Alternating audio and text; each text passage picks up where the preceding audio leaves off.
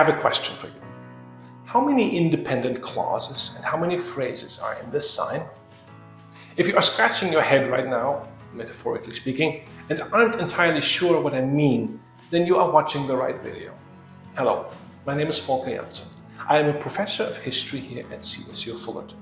Among other things, I teach historical writing at the undergraduate and graduate levels. I know from experience that writing well does not happen on its own. It takes a lot of regular practice. It also requires an active understanding of grammar and the building blocks of speech.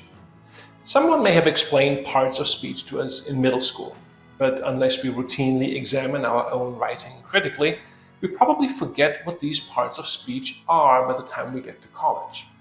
Maybe you learned English as a second language, as I did, and it was hard enough to get the sounds right. Then, by the time you are done with college, you feel you are supposed to know these things and find it embarrassing to ask anyone. That's a mistake, of course, but it's common. That's why I am going to cover the building blocks of speech in this video. Shall we get started? Parts of speech are defined by the job that they do or the function that they have in the sentence. This video will help you understand nouns, verbs, pronouns, adjectives, adverbs, prepositions, and conjunctions. You will also get a refresher on phrases and clauses, which are groups of words that work together. Understanding these fundamentals can help you vary your sentence structure and communicate more effectively. Moreover, it will help you avoid grammatical errors that result in run-ons or fragments and make writing appear unprofessional at best and indecipherable at worst. First, to nouns.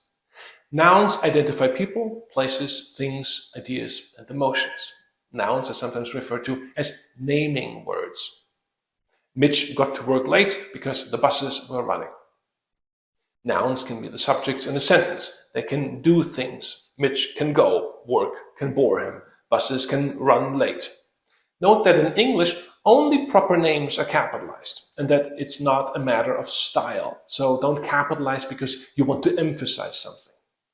It's clear and easy in Mitch's case, but it can get trickier. For instance, you capitalize the name of the business Shake Shack, but not if you're referring simply to shakes or shacks.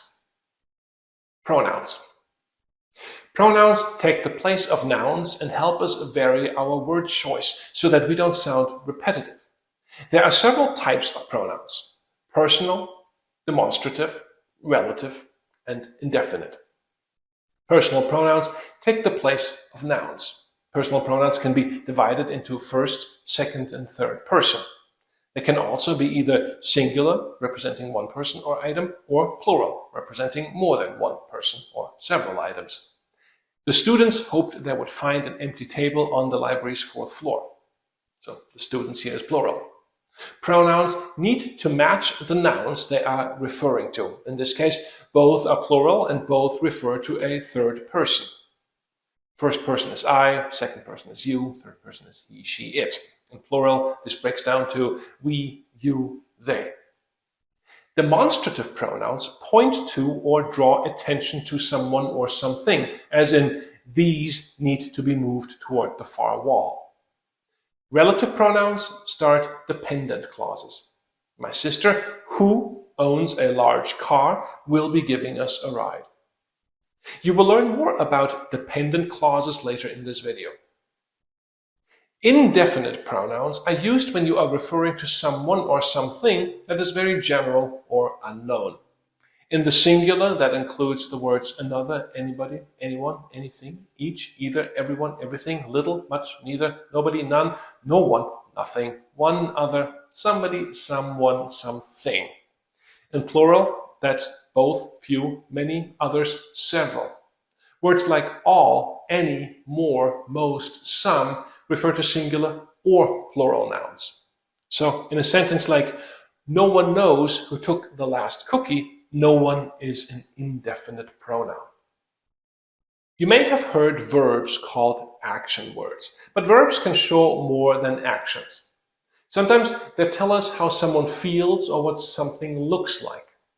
Action verbs explain what a person or thing is doing. So we started the color run in white and finished covered in paint. By contrast, linking verbs explain a state of being, feeling, or appearance. You look really nice today. Helping verbs offer additional information to an action or linking verb. I will be ready to go in about 10 minutes. We must leave on time. The thing to note here is that an action verb and a noun can form a complete sentence. The sun shines. Not a great sentence, but it's a complete sentence. Linking verbs need an adjective. You look what? Nice, bored, exasperated? Bear in mind, to look at something makes look an action verb. The same is true for helping verbs. You might respond to a request or reminder, I will, and remind others with a you must, but those aren't complete sentences. Alone, they are an unfinished thought and an unfinished sentence. Adjectives describe or modify nouns and pronouns. Adjectives make our writing more vibrant and detailed by giving more specific information, such as color, amount, and even type, as in this sentence. Good writing is not primarily rich in adjectives, but employs the most fitting and evocative adjectives. So skip the great, amazing, and incredible for remarkable, awe-inspiring, or wondrous. Adverbs describe or modify verbs, but they also add something to adjectives and even other adverbs. While these words often end in ly, they don't always. Generally, adverbs answer the questions how, when, where, how, often, and to what extent, as in this example. Prepositions show or define a relationship between ideas or other nouns in a sentence. Prepositions are always followed by a noun or pronoun. Neglect your pronouns and your writing becomes confusing fast. Neglect your prepositions and it gets all the worse. There is a difference between sitting at or on a table, for instance. When you write, it pays off to spend some time thinking about the relationship your nouns or ideas have to each other. Here's a list of prepositions and think how specific and coherent your writing can be if you choose the most fitting ones.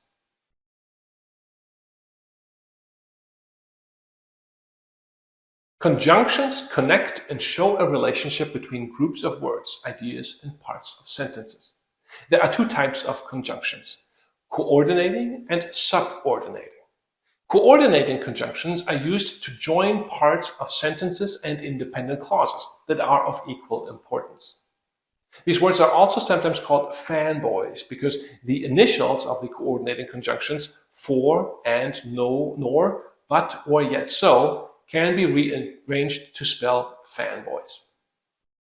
Subordinating conjunctions are used to join two ideas. However, they also show that one idea is less important or dependent on the other. I am working on my lab report even though I would much rather be playing rugby. Choosing the proper subordinating conjunction goes a long way in helping your reader understand what you mean. A subordinating conjunction like even though, although, even if suggests a conflict. Something like because implies a causal connection. Words like before, after, and while puts your dependent clause on a specific place on a timeline in relation to the independent clause. Careful writers make sure the conjunctions fully match what they mean to express. A clause is a group of words that contains both a subject and a verb. The subject is the main noun in the sentence, plus any modifiers or descriptive words. A verb provides the subject's action or state of being. There are two types of clauses, independent and dependent. An independent clause contains a subject and verb and expresses a complete thought. My neighbor never locks his front door. Greg has the largest video game collection. The bus left on time. Because this kind of clause expresses a complete thought, it can express meaning on its own, independent of other clauses and phrases. An independent clause, therefore, can stand alone as a sentence. A dependent clause also contains a subject and a verb, but it doesn't express a complete thought and can't be used alone. Dependent clauses begin with subordinating conjunctions or relative pronouns. Since he lives in a safe area. That I have seen, even though the weather was bad. When dependent clauses are found on their own, they are called fragments. A dependent clause must be connected to an independent clause. When attached to an independent clause properly, a dependent one can add additional information or further define a word. A phrase is a group of words that may define, describe, or clarify information. A phrase, however, is missing a subject and/or a verb and therefore cannot stand alone as an independent thought. In your writing, phrases must be connected to an independent clause. There are many types of phrases. However, they are all similar in that they are missing a subject or a verb, sometimes both. Noun, verb, and prepositional phrases are three common types you may recognize. Good writing requires you to understand these sentence building blocks, use them correctly, and apply them so as to make your thoughts as clear to your reader as possible. Knowing where to put a prepositional phrase, when to include a dependent clause, what action verb to choose, which conjunction to employ. These skills make the difference between clear and coherent prose and a text that leaves your reader frustrated and confused. Now, let's dig a little deeper into the way these parts of a sentence relate to each other. A subject is often called the naming part of a sentence. The subject of a sentence shows what the sentence is about and who performs the action in the sentence. The subject may be one word or it may be several words. Here's an example. Here, the group of boys is a noun phrase. A noun phrase is a grouping of words that serve as one noun/subject. A noun phrase is made up of a head word and modifiers, complements, and a determiners. The challenge for you as a writer is to identify the proper subject. In history, we want to know who did things or said or thought what. Sometimes that's clear, sometimes the very selection of the subject can open all sorts of cans of worms. Say, you write about the American Civil War and begin writing, Abraham Lincoln freed the slaves. Historians will quickly challenge that statement, since the history of emancipation was more complicated than that. You, as a writer, need to decide how best to capture the available truth. Often, less experienced writers turn to passive verb phrases to avoid taking a stand on the subject. They'd write, the slaves were freed, but you can see how unsatisfying that is as an observation. Imagine a history in which we avoided picking our subjects. It would leave us utterly blind and uninformed. World War II was fought. Civil rights were demanded. Indigenous people were decimated. There's a reason why police press conferences and reports include so much passive. They truly don't know the perpetrators. We want to do better. Picking the proper subject is important when you write about history and when you write about historiography. You might be tempted to write that a particular book argues that, etc., etc., etc., but you know better, of course. People write books. It's authors that argue in books. This kind of precision matters. Subject-verb agreement occurs when the subject and the verb match in number. This means that when we use a singular subject, we also use a singular verb. When we use a plural subject, we use a plural verb. You will recall from earlier in this video that pronouns can take the place of nouns. When you use pronouns, you must make sure that the pronouns match their antecedents, the words they refer to, in number and gender. This is called pronoun antecedent agreement. If the pronouns and antecedents don't match, your readers may become confused and your meaning may become unclear. Using the right pronoun is not usually a problem when you know exactly who the subject of your sentence is. However, when the subject could be male or female, or neither, you should be careful to avoid sexist language. The convention is to use plural pronouns with singular antecedents when the gender is unknown. A full sentence or independent clause must have a subject and a verb and must communicate a full thought. A fragment may be missing a subject or a verb, and in some cases, it can be missing both. Even if it does have both a subject and a verb, it cannot be a full sentence if it begins with a word that makes it dependent on more information, like a subordinating conjunction. Here are 5 common types of fragments that you should look for and eliminate in your writing. There are 2 ways to correct a fragment. You can turn the fragment into an independent clause or connect it to another independent clause.